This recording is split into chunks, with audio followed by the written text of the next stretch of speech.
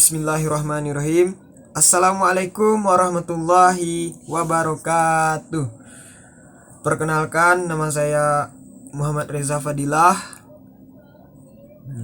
Saya beralamat di Desa Talang Lindung. Sebelumnya, selamat pagi, siang, ataupun malam, ataupun kapanpun teman-teman yang melihat video ini. Semoga saya sampaikan salam sejahtera, salam generasi berencana untuk kita semua kalangan yang melihat video saya ini. Puji dan syukur tidak lupa kita panjatkan kehadiran Allah Subhanahu wa Ta'ala karena berkat rahmat dan karunia-Nya yang telah dilimpahkan kepada kita semua, sehingga kita telah diberikan umur pada saat ini. Seterusnya, selawat serta salam tidak lupa pula kita kirimkan buat junjungan kita Nabi besar Nabi Muhammad sallallahu alaihi wasallam. Allahumma sholli ala sayyidina Muhammad.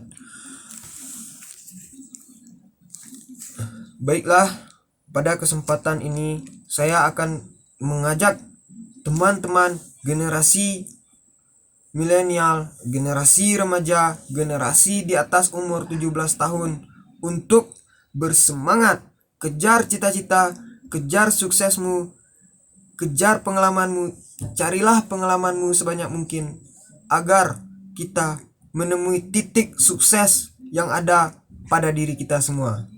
Di sini saya akan mengajak teman-teman semua untuk menjadi generasi remaja, pemuda, pemudi, dan semua kalangan agar bersemangat, pantang menyerah, tetap optimis untuk menggapai hal yang diinginkan. Tentunya itu semua tidak digapai dengan hal semudah itu, atau untuk menggapainya ibaratkan hanya membalikkan sebuah telapak tangan. Tentu tidak, semuanya pasti membutuhkan proses. Baiklah, sebelum kita melanjutkan pada materi kita, materi yang akan saya menjelaskan mengenai bagaimana cara menjadi generasi berencana, generasi yang tetap optimis untuk menggapai tujuan sukses tersebut. Baiklah, di dalam Islam, fase perjalanan hidup manusia itu ada 4 fase kehidupannya. Yang pertama, yaitu di mana fase kita berada di dalam kandungan atau rahim seorang ibu. Terus yang nomor kedua, kita berada di fase alam dunia, yaitu di mana kita dilahirkan, di mana kita tumbuh kembang. Disitulah mulai perjalanan hidup manusia. Ada yang sedih, senang, duka, riang, dan lain-lainnya. Tergantung manusia tersebut bagaimana dia menjalani kehidupannya. Yang ketiga, setelah kita berada di alam dunia, umur makin menjelang senja, tentu kita dikembalikan lagi ke alam barzak, yaitu alam kubur. Tentunya setelah di alam kubur masih ada kehidupan, yaitu fase alam keabadian, yaitu mungkin ini adalah penentu di manakah kita berakhir, maupun itu di surga maupun itu di neraka. Itulah sebagai acuan sebelum kita lanjut ke materi. Baiklah, saya akan membahas yang fase yang nomor 2, yaitu fase di mana kita berada di alam dunia ini. Kalau dijelaskan, fase kita semenjak lahir sampai kita kematian itu sangat panjang. Jadi saya akan menjelaskan mengenai fase di mana kita telah berinjak umur di 17 tahun ke atas. Tentunya di umur 17 tahun ke atas ini adalah usia yang sangat rentan, sangat dominan, menerima pengaruh positif maupun negatif. Karena di umur 17 ini kita ya bisa dikatakan lebih dewasa, mungkin cara pikirnya berbeda, cara bergaulnya berbeda. Nah, dari itu pun kita bisa mendapat pengaruh yang sangat cepat gitu, baik itu pengaruh positif maupun negatif. Jadi bagaimana sih caranya mengatasi agar pengaruh negatif yang ada tidak kita alami gitu. Tentunya setiap orang pasti ada perilaku yang positif maupun negatif.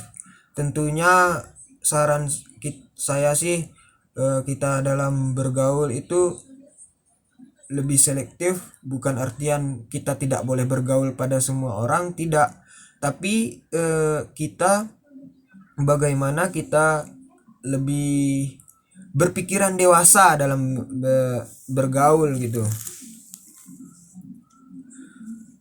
Nah, terus apalagi di umur kita ini kan rentan, setiap orang mengalami fase yang sulit di 17 tahun ini, misalnya fase dalam sebuah hubungan, fase dalam pendidikan, ada yang tamat sekolah, ada yang tidak tamat sekolah, ada yang melanjutkan kuliah, dan seterusnya, ada yang bekerja gitu.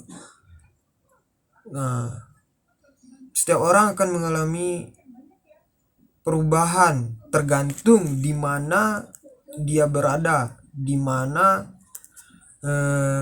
lingkungan dia berada, terus dengan siapa dia bergaul, dengan siapa dia berteman, itu bisa terpengaruh atas kehidupan mereka. Tentunya kita sebagai kaum milenial atau remaja yang bijak dalam untuk menggapai suatu kesuksesan, tentunya kita bisa berpikir lebih bagus lagi, lebih dewasa lagi, bagaimana cara yang terbaik, apakah itu baik untuk kita, apakah itu mendatangkan manfaat bagi kita. Tentunya kita telah bisa membedakan benar dan buruknya untuk diri kita ke depannya. Jadi kita harus tetap optimis untuk menggapai kesuksesan yang akan kita harapkan tersebut. Itulah sebuah proses yang harus dialami sebenarnya. Apalagi di umur kita yang 17 tahun ini, banyak sekali kita temui orang-orang baru, teman-teman baru, pergaulan baru. Tentunya ya carilah teman-teman atau pergaulan yang dapat menambah wawasan kita, bukan sekedar untuk duduk-duduk saja atau bermain-main saja, tetapi ada planning ke depan gitu, berpikiran mantap gitu, lebih berpikiran dewasa gitu. Karena di umur ini kita remaja ini, kita bukan anak-anak lagi toh. Kita bisa menentukannya sendiri. Itu adalah salah satu kunci keberhasilan seseorang untuk menggapai kesuksesan. Karena kesuksesan itu kalau diartikan sangat luas cakupannya. Tergantung dari diri individual tersebut. Suksesnya itu bagaimana? Sukses apa yang diharapkan? Tentunya setiap orang pasti menginginkan kesuksesan tersebut. Ya, itu saya bilang di awal tadi, untuk menggapai suatu kesuksesan itu ya tidak semudah kita membalikkan telapak tangan itu. Tapi setidaknya kita telah berusaha, berdoa, berusaha. Apalagi di umur 17 tahun ini kita berada di lingkungan mana, pergaulan di mana, berteman dengan siapa, itu kita lebih berpikir lebih bagus gitu untuk mencapai kesuksesan tersebut. Saran saya, ayolah kita semangat semuanya, tetap optimis. Ya, di umur sekarang ini jangan dulu lah berpikiran yang lain-lain. Capailah cita-citamu dulu, kejarlah impianmu dulu, tamatkanlah pendidikanmu dulu. Ya, intinya carilah pengalaman sebanyak mungkin agar menjadi bekal kita nanti melalui kehidupan setelah dari fase remaja ini untuk menuju fase dewasa. Tentunya harus